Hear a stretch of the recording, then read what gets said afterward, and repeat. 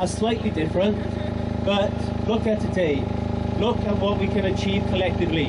I hope we continue to support the public services as a whole, all trade unions together. Diolch yn fawr, thank you for support. Our Tory cuts really, in a very real sense, do kill. Cuts must be opposed, but some cuts really kill. Hi, I'm Steve Matthews, the PCS representative for Swansea Coast Guard. What I'd like to say, basically, is we woke up in July this year with a scenario that is coming to a job near you. We had a senior member of staff come up from headquarters in Southampton and inform the second busiest Coast Guard station in the UK that we would close in 2015.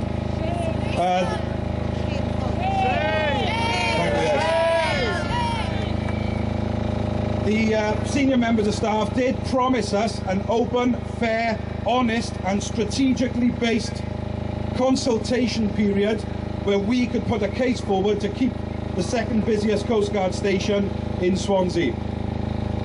To that end, we got in touch with many Assembly members of Parliament for the Bristol Channel, and we had great support from people like Sian James, Bethan Jenkins, Martin Caton, and it was a cross-party campaign that was led. To that end, we actually fought and agreed from the outset that this wouldn't be about jobs, it would be about the safety of the people in South Wales, North Devon and Somerset. The actual DFT and Mr Pennin, the shipping minister, actually congratulated us that we were fighting a campaign which was solely based on safety. At that stage, we actually had 110,000 signatures from the Swansea and South Wales, North Devon and Somerset area opposing the cuts. To our surprise, to our shock even, when it came to the announcement earlier this month, the station was still to close. We then find out that a Conservative MP in Pembrokeshire is running around West Wales informing constituents he's best mates with the shipping minister. How disgusting!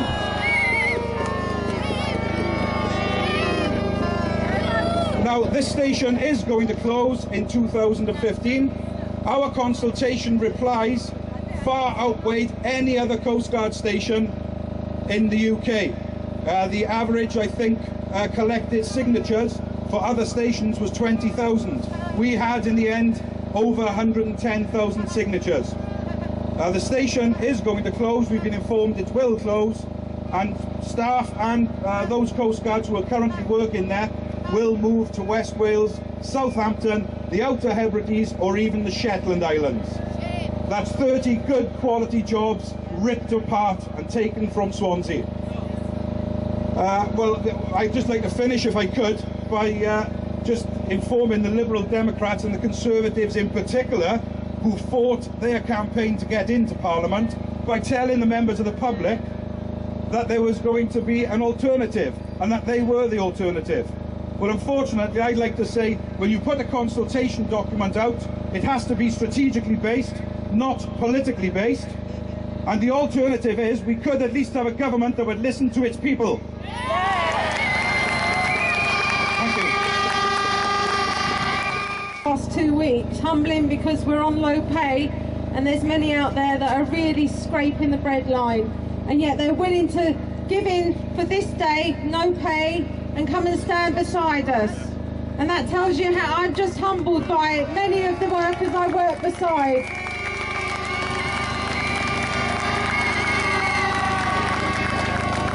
In 1946, a little history lesson, the government then promised the nation a social contract of housing and health and welfare.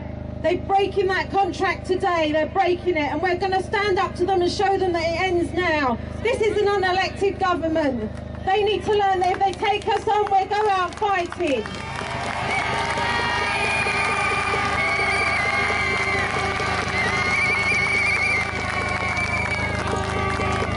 I'm old enough to remember the poll tax and the demonstration from that. I want this to be Cameron's poll tax. Let this be the end of the Tory coalition unelected government. then we're going to bring you down. To wrap up today's proceedings, I got Ben Jones, who's a Unison Regional full-timer. He's also the organiser of the 4 in 10 campaign against cats, one of the organisations that's helped to bring this rally. Wonderful day. I think it just shows you what we can do when we come together across the public sector, united in our determination to stop this Lib Dem Tory government, cutting our pensions, slashing our services, making us redundant and hammering our terms and conditions. The 4 in 10 campaign is called that because in Swansea, our city, in every 10 workers, 4 of us are from the public sector. And this government doesn't get it through its thick heads. When it attacks us as a drain on the economy, a cost to the taxpayer, we have a message. We are taxpayers as well.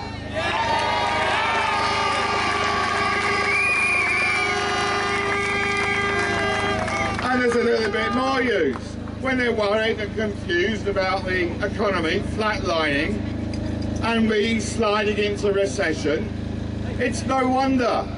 As public sector workers, when the money is drained from our take-home pay, we have less to spend in our shops and our services, and we see our economy going down. It is not about public sector spending cuts.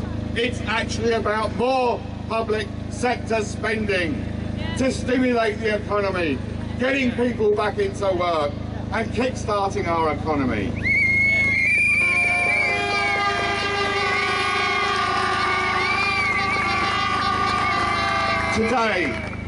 Today we are fighting our pensions.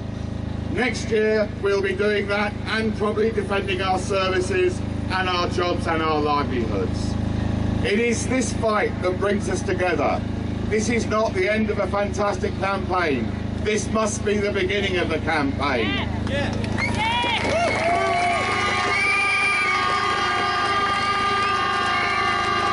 Ronnie has just told you, 33 public sector trade unions on strike, thousands of demonstrations up and down the country, 2.5 million public sector workers on strike.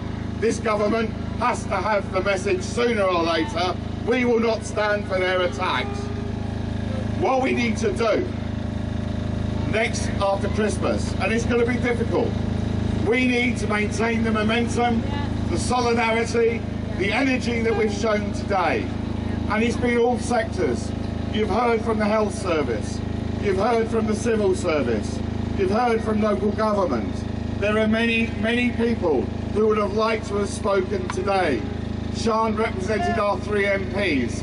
There are councillors here from Neath, Talbot and Swansea. There are AMs. There are political parties, the Labour Party and Clyde, and I don't see a Tory.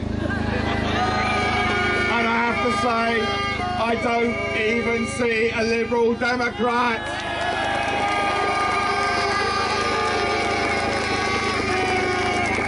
At the moment they run our council. We have elections in April next year. I'm sure we can send them a message in May.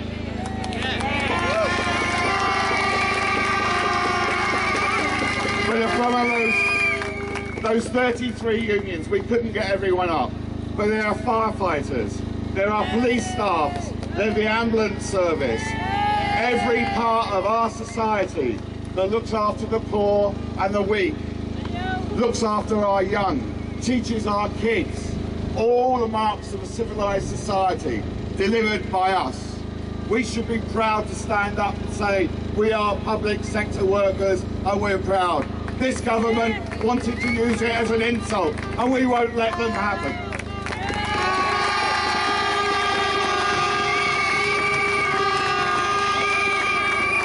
Comrades, it has been a great day. Please remember this day, remember this feeling when we come together. We're now going to go to Christmas and we all know that that's a diversion. But in the new year, we must get back together. We must continue this fight. Yeah.